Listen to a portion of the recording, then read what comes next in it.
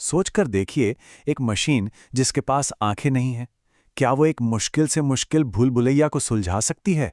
सुनने में ये किसी साइंस फिक्शन फिल्म की कहानी लगती है ना? लेकिन हैरान करने वाली बात यह है कि इसका जो समाधान है वो बहुत ही ज़्यादा सरल है।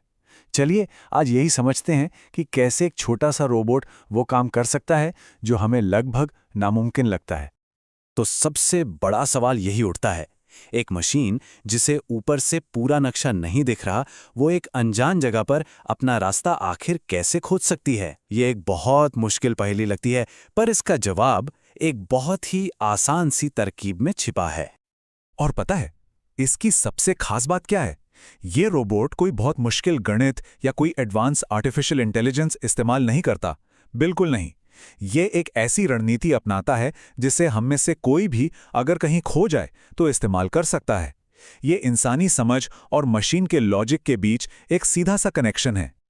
अच्छा, चलिए एक पल के लिए कल्पना करते हैं कि कोई एक असली भूल भुलैया में खो गया है। अब बाहर निकलने का रास्ता खोजने के लिए एक भरोसेमंद तरीका तो चाहिए होगा, है ना? बस हमारा मेन आइडिया यहीं से शुरू होता है। इस रणनीति को कहते हैं लेफ्ट हैंड रूल, यानी कि बाएं हाथ का नियम। ये बहुत सीधा सा है। बस अपना बायां हाथ बाईं तरफ की दीवार पर रखिए और चलते जाइए। हाथ को दीवार से हटाना नहीं है। अगर भूल भुलैया साधारण है तो ये नियम गारंटी देता है कि बाहर निकलने का रास्ता मिल ही जाएगा। तो इसके बस 4 सिंपल से स्टेप्स हैं। सबसे पहले अपनी बाईं ओर एक दीवार ढूंढिए, फिर उस पर अपना हाथ रख दीजिए। तीसरा, आगे चलना शुरू करिए। और सबसे जरूरी चौथा स्टेप, चाहे कुछ भी हो जाए उस हाथ को दीवार से हटने मत दीजिए। बस इतना ही आसान है। ठीक है, इंसानों के लिए तो ये आसान है, लेकिन अब आते हैं असली चुनौती पर। इस सीधी साधी इंसानी हरकत को हम एक मशीन के लिए कमांड्स में कैसे बदल सकते हैं? मतलब एक रोबोट को महसूस करना कैसे सिखाया जाए? और ये सवाल बहुत जरूरी है। हम इंसान तो अपनी आंखों से खुला रास्ता देख लेते हैं और हाथ से दीवार को छू सकते हैं, लेकिन एक रोबोट जिसके पास ये सब नहीं है, वो अपने आसपास की दुनिया को कैसे समझेगा? तो जहां हम देखने के लिए आंखों और महसूस करने के लिए हाथों का इस्तेमाल करते हैं, वहीं रोबोट इन्हीं चीज़ों की नकल करता है अल्ट्रासोनिक सेंसर से। ये सेंसर क्या करते हैं? ये साउंड वेव्स भेजकर दूरी नापते हैं, जिससे रोबोट को बिना छुए ही पता चल जाता है कि कोई दीवार कितनी दूर है। अब इस लेफ्ट हैंड रूल को फॉलो करने के लिए रोबोट को एक ही समय में 3 दिशाओं में देखने की जरूरत होती है। इसलिए इसमें 3 सेंसर्स लगाए जाते हैं, एक सामने की तरफ, एक बाईं तरफ और एक दाईं तरफ। बस इसी सेटअप से रोबोट को हर मोड़ पर फैसला लेने के लिए जरूरी जानकारी मिल जाती है। तो चलिए अब देखते हैं कि ये सब मिलकर काम कैसे करता है। अब हम रोबोट के दिमाग को समझेंगे। इसका तरीका भले ही देखने में थोड़ा मुश्किल लगे, लेकिन असल में ये नियमों की एक बहुत ही सरल प्राथमिकता वाली लिस्ट पर चलता है। सारा राज इसी में छिपा है। रोबोट हमेशा इस प्रायोरिटी लिस्ट को फॉलो करता है। पहली प्राथमिकता, अगर बाईं ओर का रास्ता खुला है तो रोबोट हमेशा बाईं ओर मुड़ेगा ताकि वो दीवार को फॉलो कर सके। अगर ऐसा नहीं है तो दूसरी प्राथमिकता, अगर बाईं ओर दीवार है लेकिन सामने का रास्ता खुला है तो वो सीधा आगे बढ़ेगा, दीवार को अपने बाईं ओर रखते हुए। तीसरी प्राथमिकता, अगर बायां और सामने दोनों रास्ते बंद हैं तो उसके पास दाईं और मुड़ने के अलावा कोई चारा नहीं है।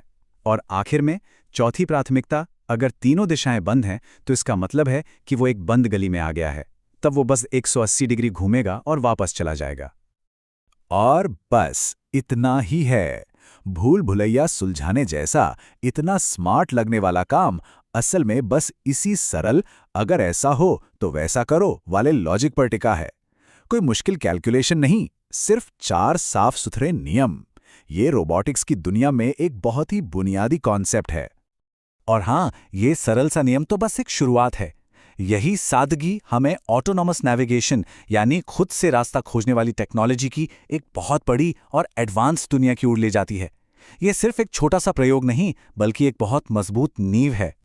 जैसा कि सोर्स मटेरियल में भी कहा गया है, ये भले ही इस एक सबक का अंत हो, लेकिन ये असल में खोज की एक नई यात्रा की शुरुआत है।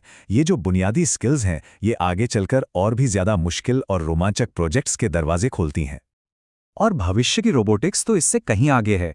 इससे भी ज्यादा स्मार्ट एल्गोरिदम्स हैं। स्लैम जैसी तकनीकें हैं, मतलब साइमल्टेनियस लोकलाइजेशन एंड मैपिंग, जहां रोबोट न केवल रास्ता खोजता है बल्कि चलते चलते अपने आसपास का नक्शा भी बना लेता है। और फिर है मशीन विजन, जो रोबोट को कैमरास का इस्तेमाल करके ठीक वैसे ही रास्ता खोजने में मदद करता है जैसे हम इंसान करते हैं। तो ये पूरी बात हमें एक बहुत मजबूत विचार के साथ छोड़ जाती है। अगर 4 सरल नियमों का एक सेट एक रोबोट को रास्ता खोजने में मदद कर सकता है, तो जरा कल्पना कीजिए कि ज्यादा एडवांस्ड एल्गोरिदम और सेंसर के साथ क्या क्या हासिल किया जा सकता है। भविष्य की संभावनाएं सच में अनंत हैं।